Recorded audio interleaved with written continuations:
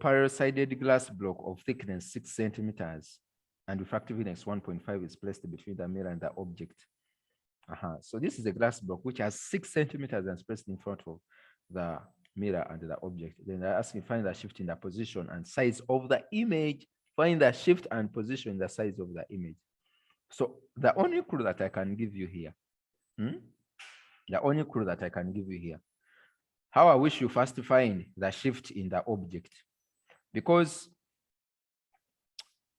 if the object is placed in front of a glass block, that object, there will be a shift in the position of the object. So it's better we first find the shift in the position of the object, and then afterwards we can proceed and find the shift in the position of the images. So I'm going to draw this ray diagram here. I think you have noted down some things there. You have noted down the question. So without looking at the answer, can we do that question there? Okay, let's proceed. So suppose this is my mirror. How can I draw it? Maybe I can draw it like this.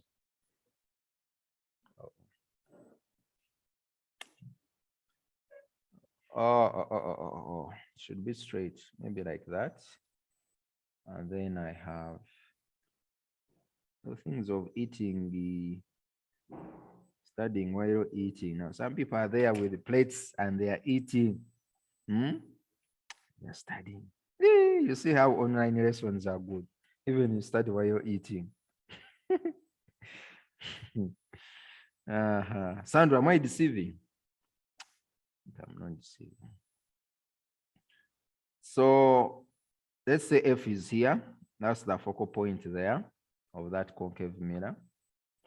And now there is a glass block. I want to do something very big for us to see what is happening inside here. So let me draw this glass block like this. Okay. I want to say exactly what takes place.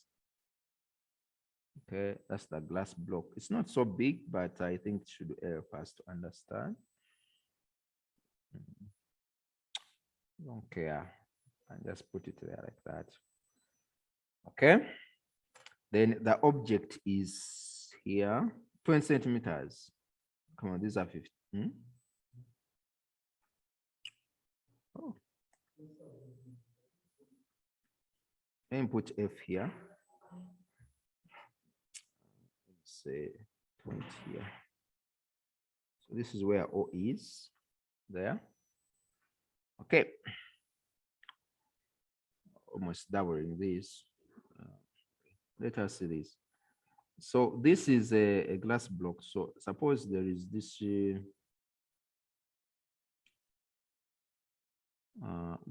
ray here, comes and touches there.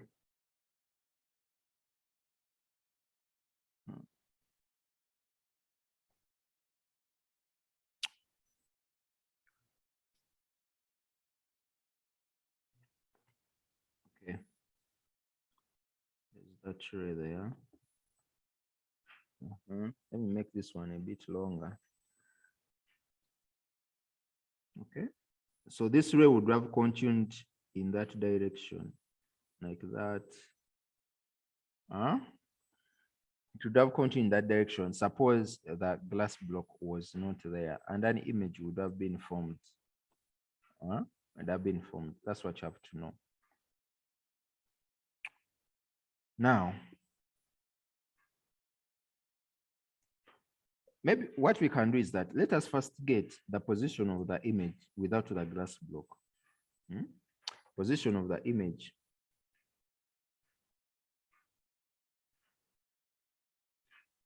without glass block.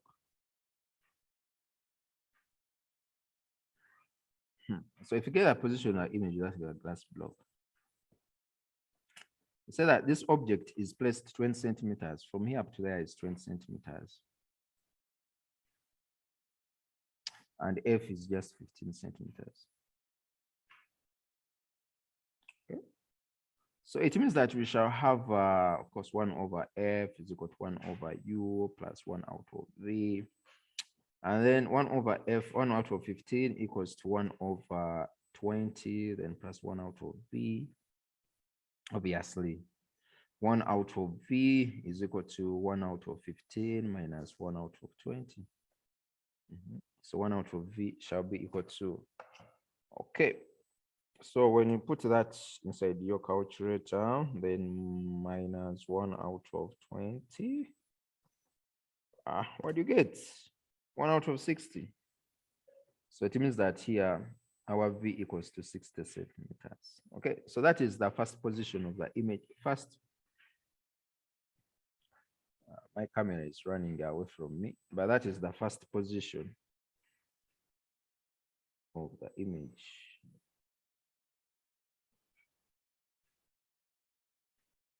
$60 centimeters. Now, do you see? I told you that that image shall be beyond C, and it is 60 centimeters from the pole, which is automatically beyond C because C is at 30 centimeters. See? Now, the next thing is, suppose there is a glass block there. Now we put the glass block here. Let us put the glass block, and let me zoom in there for you to see very well what takes place. So here we have a normal. We have a normal there. Okay, that's the normal. So this ray, instead of going in that direction, it's going to be refracted. How is it going to be refracted?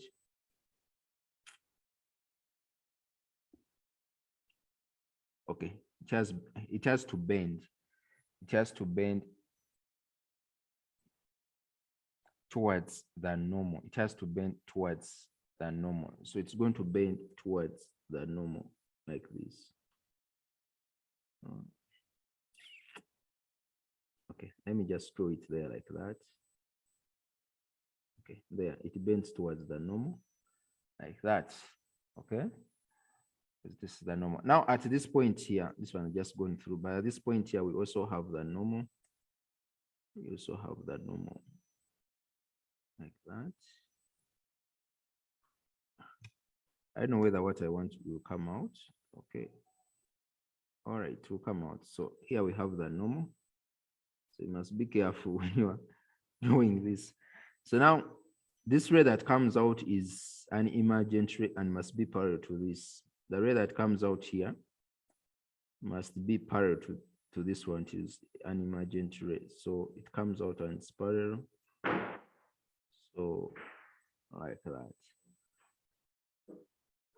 Okay. And that ray appears as if the object is placed where? Is at this position. Somewhere there. So that is where I have my object like that. So it means that now the object appears as if it is here.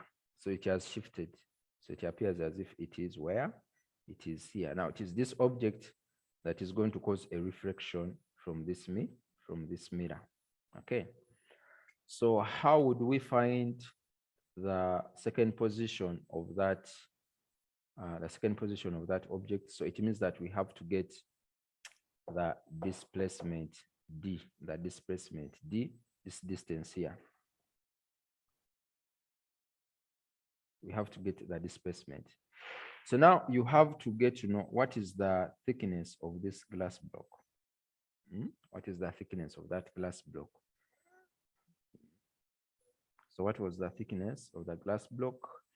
The thickness was given as 6 centimeters, and it has that refractive index. So this is 6 centimeters, and ND equals to 1.5. Is it 1.52? Okay, 1.5. With that units, 1.5. All right, so we have to get the apparent displacement D. That apparent displacement D is equivalent to this shift of the object from here up to here. So how would you get the apparent displacement?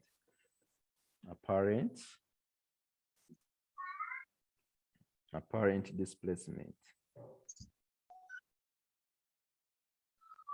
D. So D is given by T into 1 minus 1 out of N. That's the correct expression. So we shall have T is 6, then 1 minus 1 out of 1.5. And we get that distance D. So it is 1 minus, open bracket, 1 out of 1.5, which is 6 times 1 out of 3. Okay. And here we shall get 2 centimeters. So it means that now this distance, which is here, is equivalent to 2 centimeters. That distance is 2 centimeters. So if that distance is 2 centimeters, then we have to get now the position of that object from the pole, that apparent object that has been formed. We have to get the distance. That's why they call it U prime, is the apparent distance of the object from the pole of the mirror. So U prime, then U prime here shall be equal to 20 minus 2, and you get 18 centimeters. Now you use the, of course, we are going to use now for the second position of the image. For the second position of the image, we are going to use the with glass block. So we are going to use the equation that we use for mirrors. So we shall have 1 over F equals to 1 over U plus 1 out of V. Our F remains the same, 1 over 15 equals to, our U is now 18, then plus 1 out of V. Then sincerely speaking, 1 out of V is 1 out of 15, then minus 1 out of 18. Of course, that is a positive number because this is smaller than this. 1 out of 18 is smaller than 1 out of 15. Okay, so when you divide that and you subtract 1 out of 18, you get 1 out of 90. And that means our V prime, let me call it V prime, V prime, V prime, shall be equal to 90 centimeters. Okay, so what is the shift in the position of the image? So the shift in position of image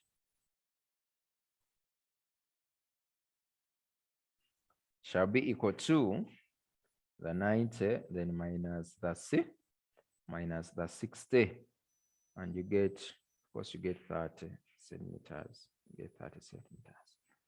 That is the shift in the position of the image.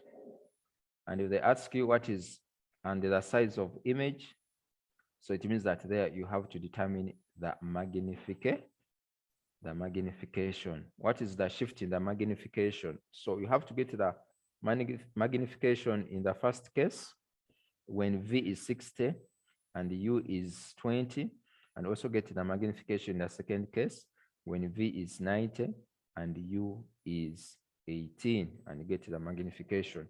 So you subtract and you find the shift in the magnification. So this is the shift in the position of the image, but now you have to determine the shift in the magnification of the image. So you get the magnification for the first, let me call it M1, first magnification.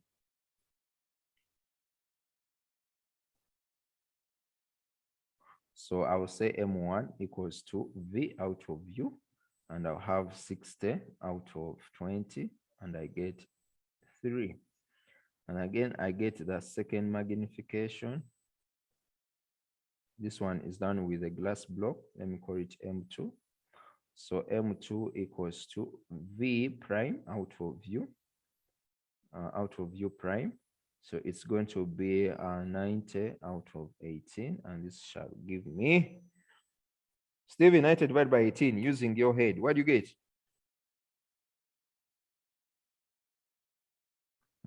Steven is now counting hands, fingernails, what, toes, even hair. Okay. So the shift in magnification shift in magnification shall be equal to 5 minus 2, 3, which gives you 2. That you need. Oh la la la la la la la. All right. So there's an exercise which is there, and you can go through these numbers. Number 1, number 2, number 3, number 4. So if you have looked at them, go through this exercise. The answers are there. Never now pick some of these questions. I put them in your test. Now I want us to look at these. I want us to look at these things which are here. And afterwards, there's also an example, and also the things that show the presence of refraction, especially this one here. But this one it is found in total internal reflection. I don't know why it's here, but I think we shall see. Okay. So you do the. Let me give you numbers. Give you numbers. Let me give you. Above the part appears to be 9. This is for P1, so everyone should pass this. You do number 1, you do number 2, you do number 2. Okay. Question. Yes. Question. Yes. Okay, Sandra, ask.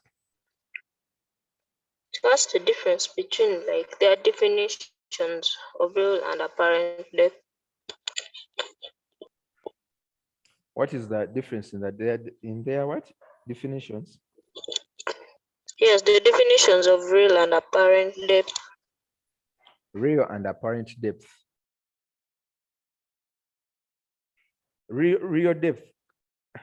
When someone talks about the word real, what comes to your mind?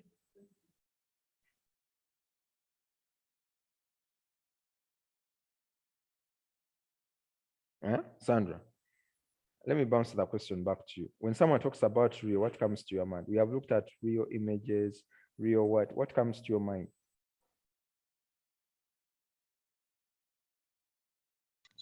Real, I think it means something is real. Okay, you can see it. You can see it.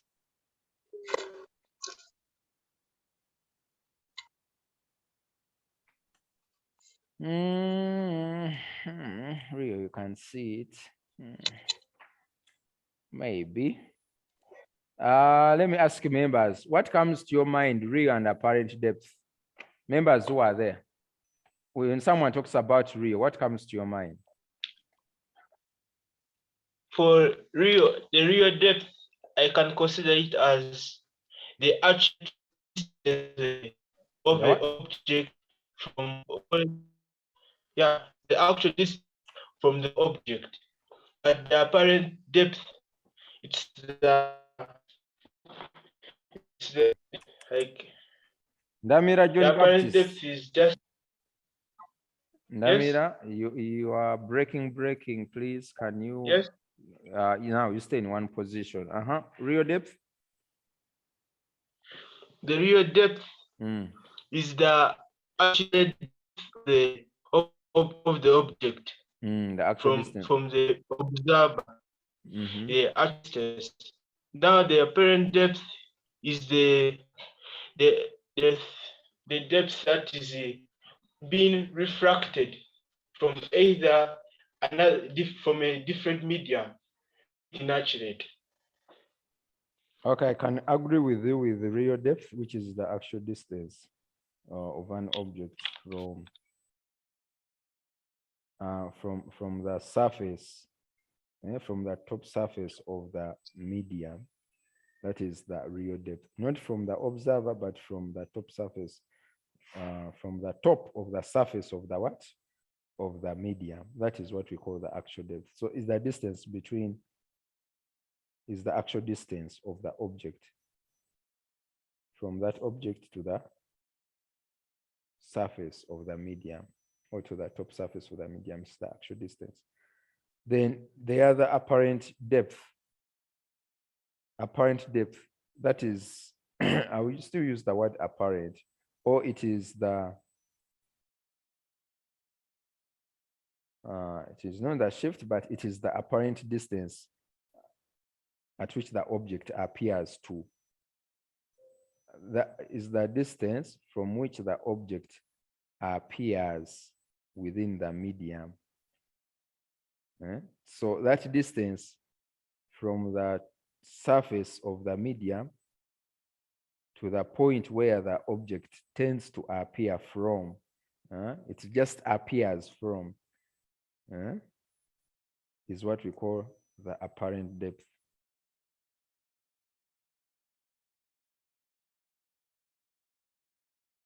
So is that distance from the surface of the medium to the object where it appears, or where the rays of light of the object appear to come from.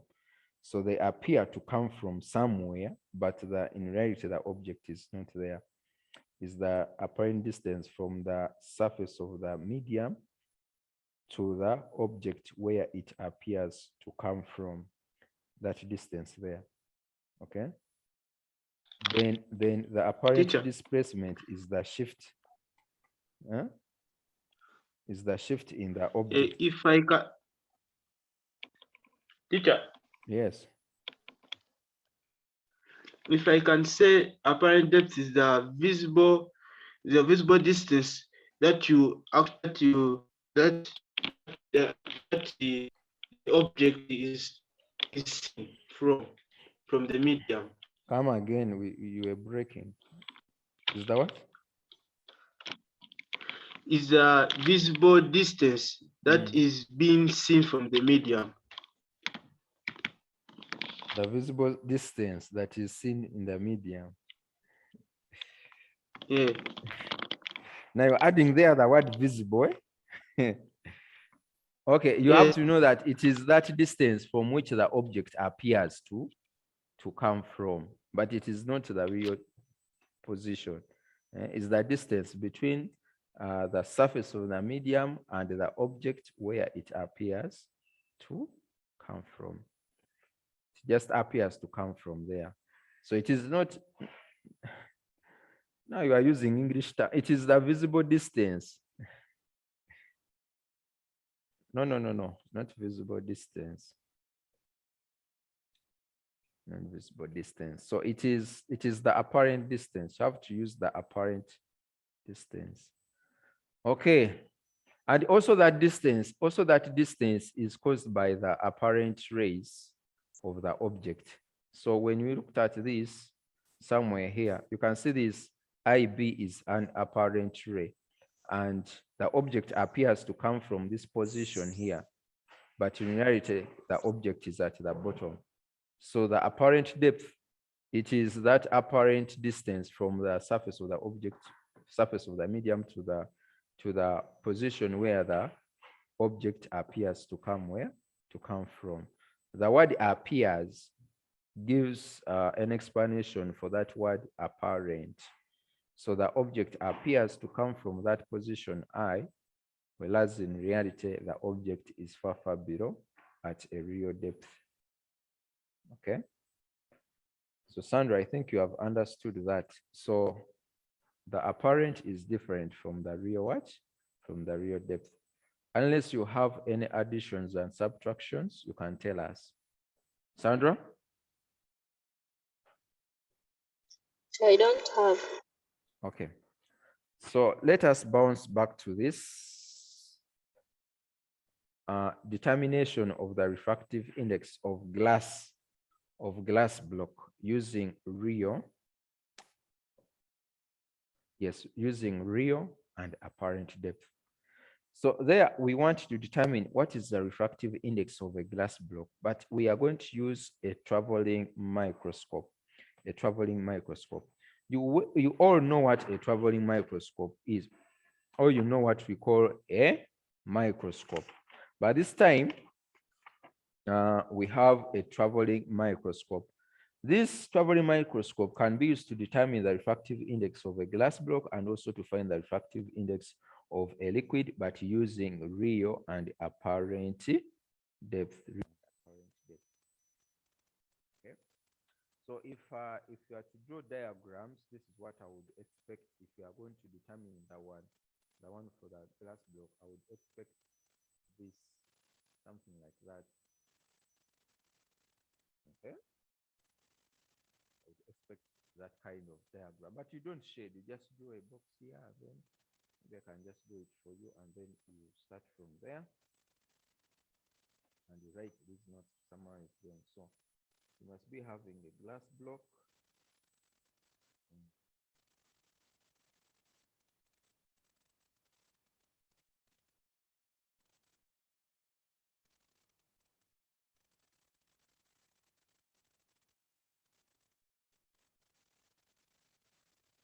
Okay. So we have a glass block there.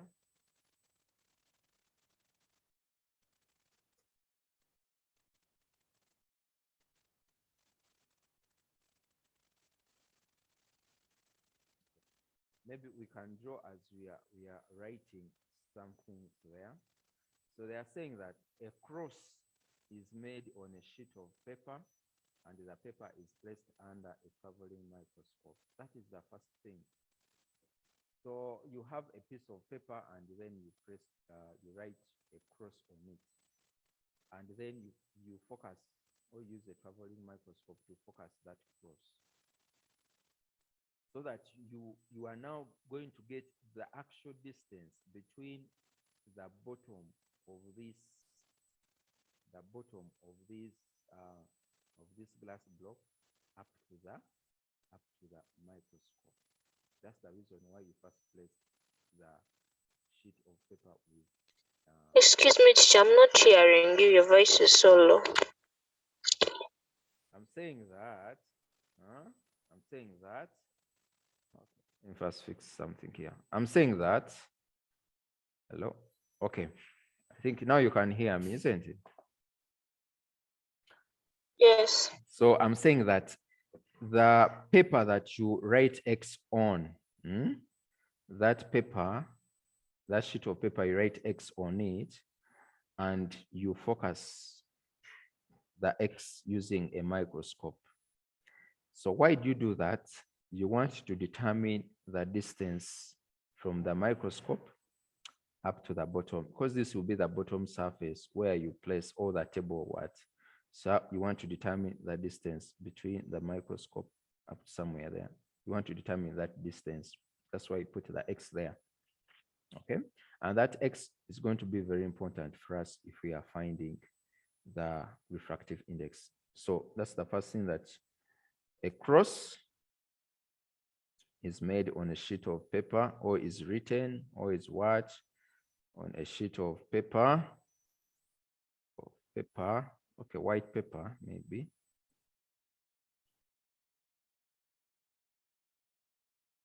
and placed under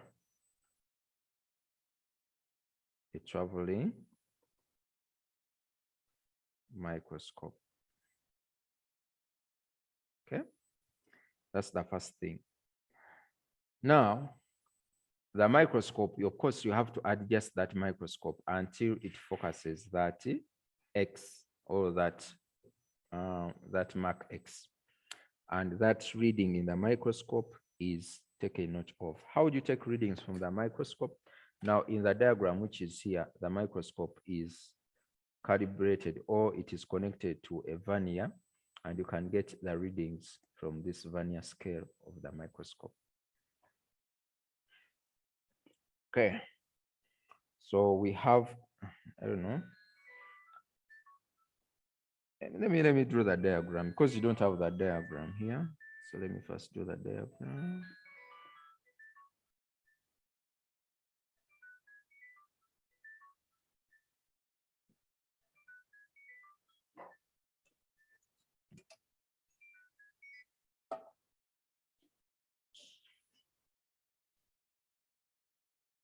Okay.